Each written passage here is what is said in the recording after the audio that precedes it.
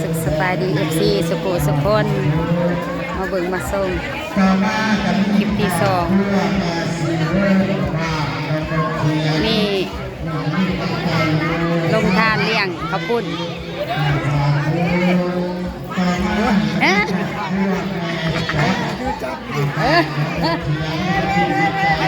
บ้านเพี้ย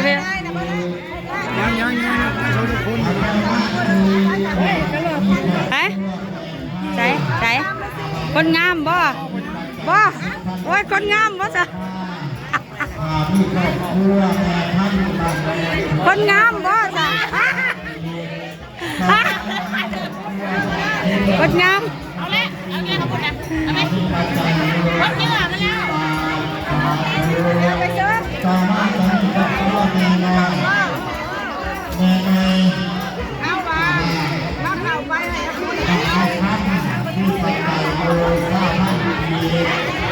ต่อมา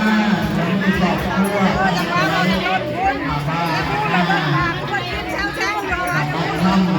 ทำมีปัจจัยข้าวห้องดีต่อมามีครอบครัวเบิ้ลบ่เถอะเพิ่มบ่เอาก่อนรถเอื้อยบ่ท่านฮะ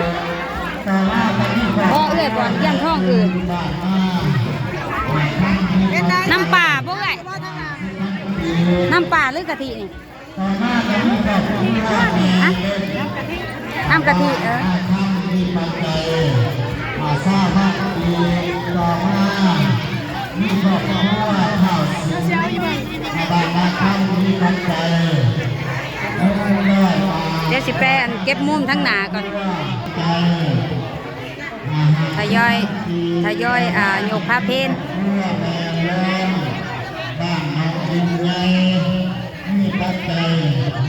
สิบปีแต่ว่าการที่ครอบครัวแม่ได้หัวรักษามีปัจจัยสา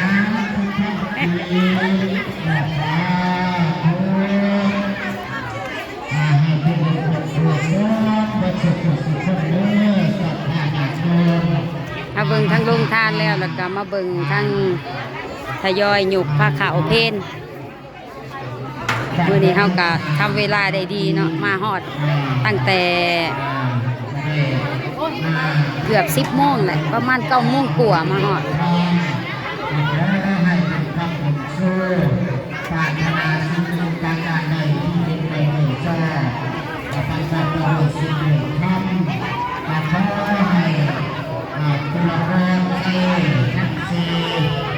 ต้องเกิดแก่สัทธาญาติโยมให้ดูดีมีแห้งอยู่กันโตสุขภาพร่างกาย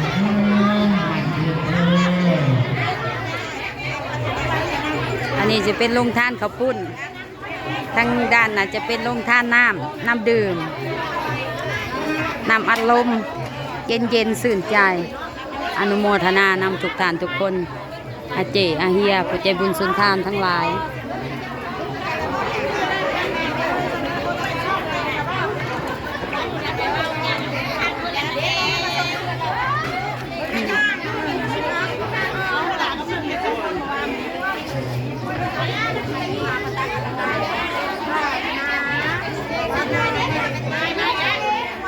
ไปข้างนอกอันที่ทางอ่าวทางที่มาในทางมาวันที่1นี้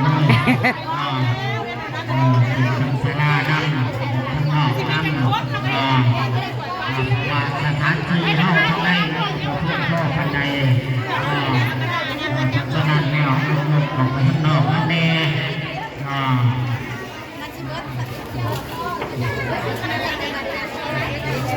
ใส่ไก่เล่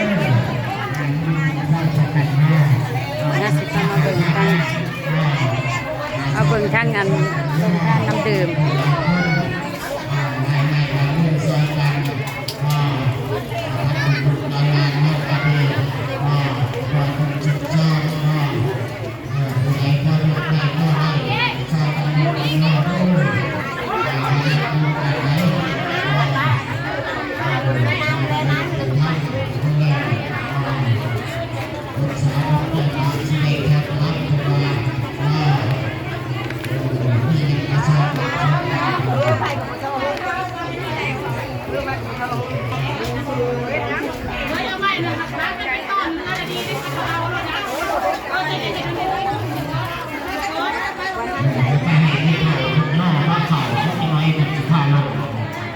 ผู้บ่าวไม่ได้ขัดเขามันเป็นต้นด้วยนะใช่ไหม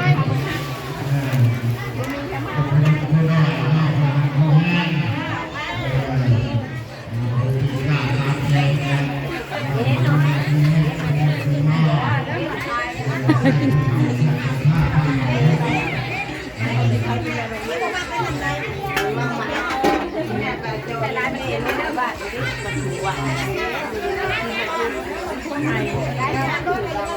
เอาไม่เห็นนำกับพี่มันแล้วก็นายเนี่ยมามันแล้วมาอยู่ดูได้ทั้งนั้นแต่ว่าลูกก้า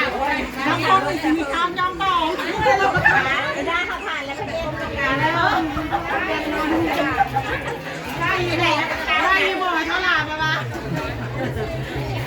หาหมอนะโมเดิน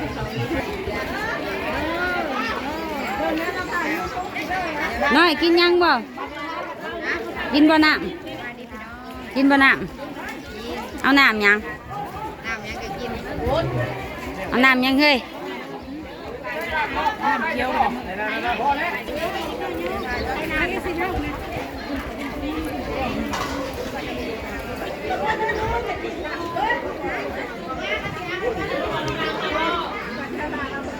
นั่น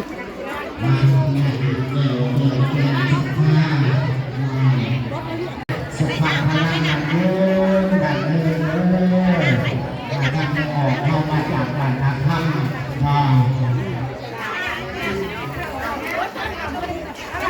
หาใบเกิดที่ได้ฟ้าให้ไว้เพียงแต่มารับประทานอาหารมาเรือสัตว์เองแล้วอีกอย่างหนึ่งก็คือไปกินข้าวภาษาบ้านเฮาเล่าจะเป็นการว่ากินข้าว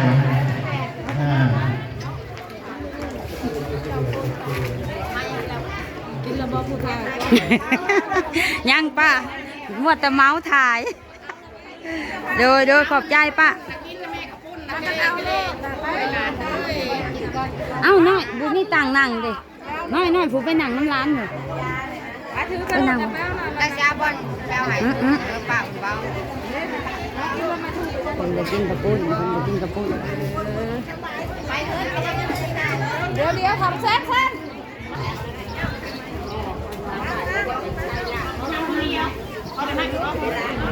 แล้วว่าสันเฮ้ยแล้วถั่วล่ะ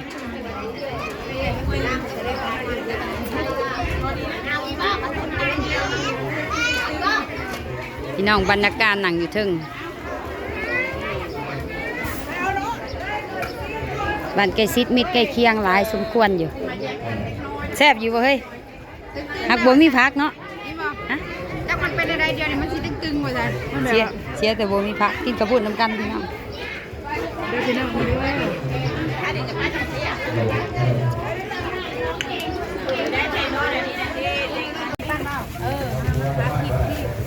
ตัวนี้เป็นยังไงไม่จังไรน้ำแรง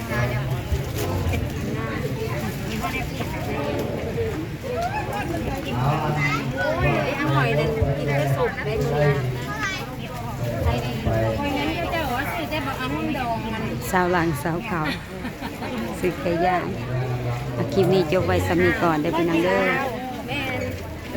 ฝากกดไลค์กดแชร์กดติดตามเพื่อเป็นกำลังใจให้ป้าเมา